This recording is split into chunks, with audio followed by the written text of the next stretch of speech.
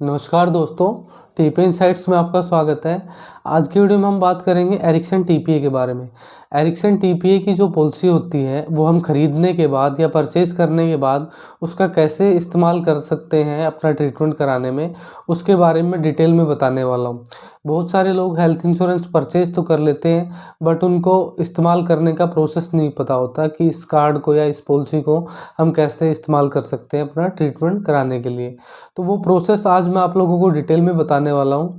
तो वीडियो को आप लोग लाइक कर दीजिए, चैनल को सब्सक्राइब कर लीजिए, बेल आइकन दबा दीजिए ताकि नए वीडियो का नोटिफिकेशन मिल जाए। तो चलिए वीडियो को शुरू करते हैं।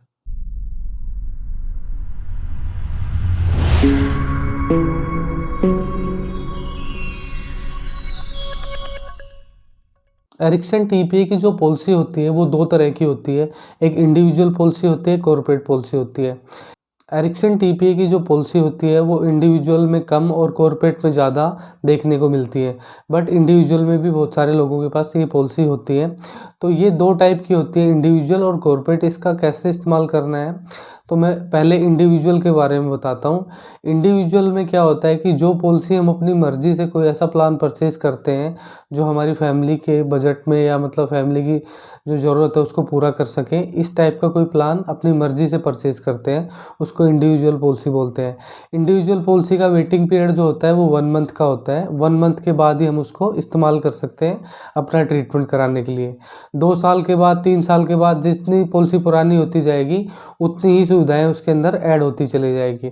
तो इंडिविजुअल पॉलिसी के अंदर क्या होता है कि एक सिंगल बंदा भी अपनी पॉलिसी करा सकता है और फैमिली की भी पॉलिसी उसके अंदर करा सकता है। दूसरा हम बात करेंगे कॉर्पोरेट पॉलिसी। कॉर्पोरेट पॉलिसी होती है जब हम किसी प्राइवेट संस्था में काम करते हैं या किसी प्राइवेट कंपनी में या किसी प्राइवेट बैंक के अंदर काम करते हैं, तो वहाँ का जो एम्प्लॉयर है, मतलब वहाँ का जो मालिक है, ओनर है, वो हमारा या हमारी फैमिली का एक हेल्थ इंश्योरेंस कराता है। वो उसको ग्रुप पॉलिसी भी बोलते हैं। उसके अंदर क्या होता है कि उसकी जो इस्तेमाल करने की जो लिमिट होती है या मतलब जो उसका वेटिंग पीरियड होता है वो 1 मंथ का नहीं होता है। वो आप जिस दिन से आपकी पॉलिसी बंद किया जाती है उस दिन के बाद से आप उसको इस्तेमाल कर सकते हैं, लेकिन उसकी जो लिमिट होती है वो एक फ़िक्स लिमिट होती है। 5 लाख की, 4 लाख की, 2 लाख की, जितनी भी होती है उस लिमिट तक ही हम उसका इस्तेमाल कर सकते हैं। ऐसा ही इंडिविजुअल पॉलिसी के अंदर भी एक फ़िक्स लिमिट होती है, उस लिमिट तक ही हम अपना ट्रीटमेंट फ्री में कैशलेस ट्रीटमेंट करा सकते हैं। एरिक्सन टीपीए की पॉलिसी परचेज करने के बाद सबसे पहले हमें ये पता होना चाहिए कि हमारा एरिक्सन टीपीए का जो कार्ड है या हेल्थ पॉलिसी है वो कौन कौन से हॉस्पिटल में चल सकती है या कौन कौन से हॉस्पिटल में हमारा कार्ड अप्लीकेबल है। तो उसके लिए हमें एरिक्सन टीपीए की वेबसाइट पे जाना है और वहाँ पे जाके नेटवर्क हॉस्पिटल की लिस्ट सर्च करनी है। वहाँ पे हमें अपना स्टेट सेलेक्ट करना है, डिस्ट्रिक्ट सेलेक्ट करना है या पिन कोड का ऑप्शन होगा। तीनों में से कोई भी डाल के आप अपना नज़दीकी हॉस्पिटल पता कर सकते हो। उसके बाद फाइनल कंफर्मेशन के लिए आप उस हॉस्पिटल में जाके भी पता कर सकते हो रिसेप्शन पे कि यहाँ पे इस एरिक्सन टीपीए का टीपी अवेलेबल है या नहीं है आप लोगों के पास। तो वहाँ पे कंफर्मेशन मिलने के बाद अपना आप ट्रीटमेंट नेटवर्क हॉस्पिटल के अंदर करा सकते हो। नेटवर्क हॉस्पिटल के अंदर ट्रीटमेंट कराने से क्या होता है कि आप लोगों को कैशलेस ट्रीटमेंट मिल जाता है। कैशलेस ट्रीटमेंट के लिए सबसे पहले आप लोगों को डॉक्टर को ओपीडी में दिखाना होता है और डॉक्टर को ऐसा लगता है कि इस पेशेंट को एडमिट होने की ज़रूरत है, तब वो आगे का प्रोसेस स्टार्ट करते हैं टीपीए वाले। मिनिमम इसके लिए अपना ट्रीटमेंट कराते हो आप एरिक्सन टीपीए के कार्ड से, तो मिनिमम आपको हॉस्पिटल के अंदर 24 घंटे रुकना होता है। मिनिमम टाइम जो होता है वो 24 घंटे का होता है। उसके बाद आप 48 घंटे, 2 दिन, 3 दिन, 4 दिन, जितना आपका ट्रीटमेंट नहीं होता तब तक आप रुक सकते हो, लेकिन जो मिनिमम क्राइटेरिया होता है वो 24 घंटे का होता है। तो उसके लिए आप लोगों को हॉस्पिटल में एडमिट होना होता है डॉक्टर की एडवाइस के बाद। उसके बाद क्या होता है कि आप लोगों को टीपीए की टीम से मिलना होता है जो हॉस्पिटल के अंदर होती है। उसे अपने डॉक्यूमेंट्स प्रोवाइड करते हैं, हेल्थ पॉलिसी के डॉक्यूमेंट्स प्रोवाइड करने होते हैं और पेशेंट की आईडी देनी होती है। वो आपसे एक प्री ऑथराइजेशन फॉर्म साइन कराते हैं। उस प्री ऑथराइजेशन फॉर्म को फिल करने के बाद इंश्योरेंस कंपनी के पास भेज देते हैं। इंश्योरेंस कंपनी इनिशियल अप्रूवल दे देती है, वो पहला अप्रूवल होता है।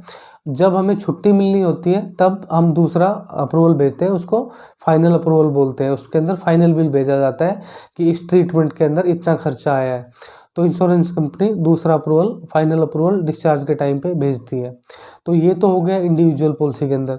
कॉर्पोरेट पॉलिसी के अंदर कोई वेटिंग पीरियड नहीं होता है। आप जिस दिन से आप पॉलिसी इस्तेमाल करते हो उस दिन से ही आप इसका यूज कर सकते हो किसी भी हॉस्पिटल में जो नेटवर्क के अंदर हो।